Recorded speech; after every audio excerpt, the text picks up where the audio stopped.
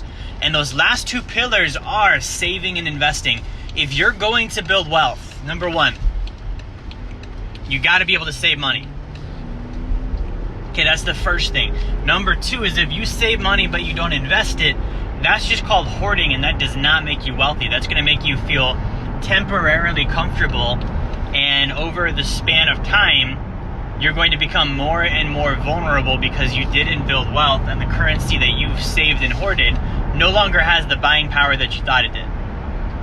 So it's so critical that you get both of these things down. Now, when I say save money, okay, you have to save money to invest. There's no way around that.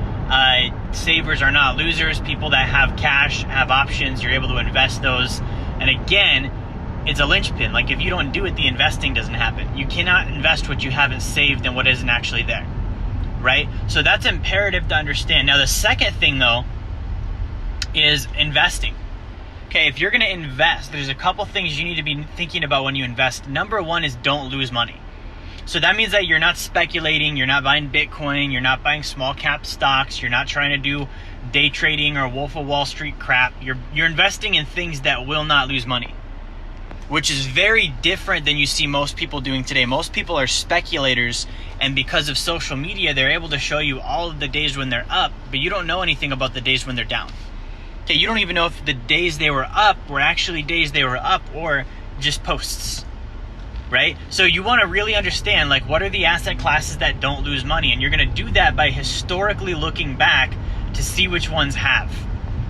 Okay? And you're also going to look at the viability of them in the future. You're analyzing them like a business, which is important for you to think about. It's not just an investment. You're buying a business, whether that business be real estate, whether that business be, technology, whatever that might be.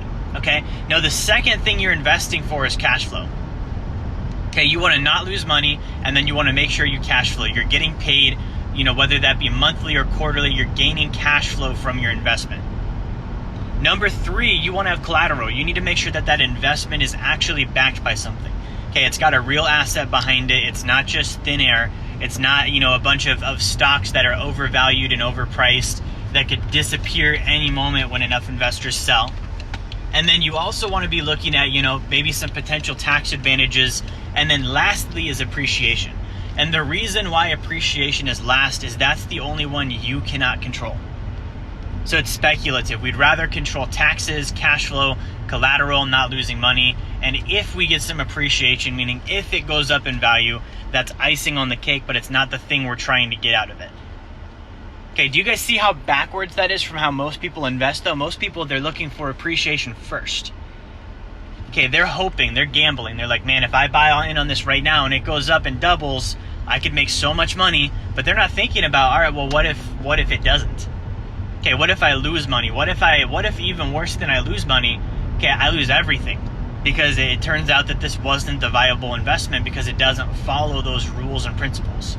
So those are the things you want to know about saving and investing. Now, to wrap up and summarize, saving and investing go hand in hand. So as you invest more, this cash flow, this growth, this passive income that you're getting from your investments, you're going to save 100% of that. You're not going to use that for living. You're not going to use that for vacations. You're not using it for luxury. This is where you've got to install some discipline in your life and use that only for reinvesting. So you're going back and saying, okay, well, I've got, maybe I did some real estate and I'm making, now $500 per month in cash flow.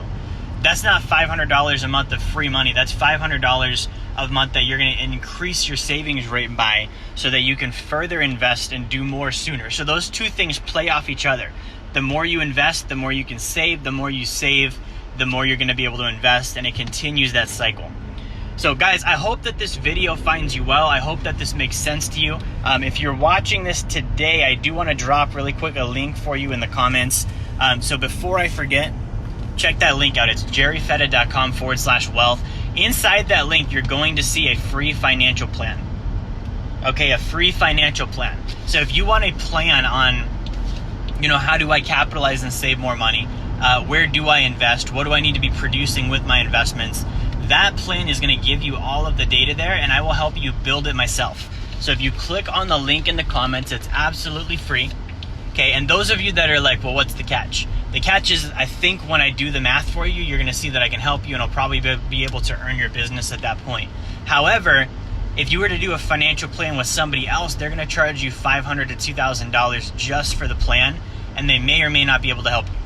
Okay, so pick your poison. You either do a free one with us or you pay money for someone to do one that may or may not help. And if you want them to help, you're still going to have to pay them anyways. So check out that link, jerryfetta.com/wealth. Thank you for watching. Make sure you do like, share, and subscribe, and I'll talk to you soon.